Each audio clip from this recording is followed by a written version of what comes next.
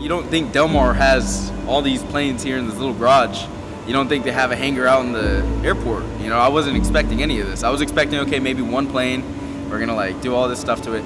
But no, it really opens your mind. So Rolls-Royce, as you may know, I mean, they're a global aviation company.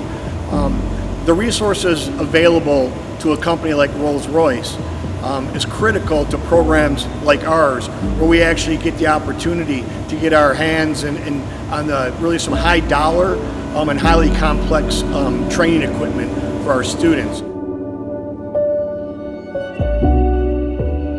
Right, this is the first time that we've partnered with Del Mar and in really industry in this local area. Rolls-Royce globally manufactures up to around 25 different engines that support both military and commercial operations. And the fact that we're able to have something here in a local community and expand our footprint, it's phenomenal. It's a great opportunity for us as industry, but it's a great opportunity for the community. It's a difference between going from a piston engine to a turbine engine, something that you're going to be working on for the next 50 years. Rolls-Royce is a great place, and to get a piece of them that we could work on, so whenever we get hired with them, we know what we're doing. It's familiarizing us with new age technology, and it's just tremendous. You can't ask for anything better.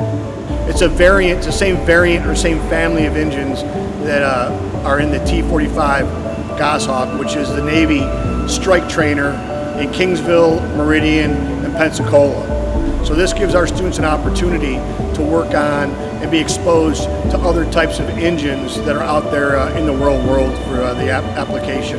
Every time that you introduce an asset for someone to train on, you want it to be as up to date as possible. You want them to learn hands-on training on what they're going to see in their career field. And by donating this engine, we're enabling the school to become more up to date and able to train on those assets that they'll see in their everyday job.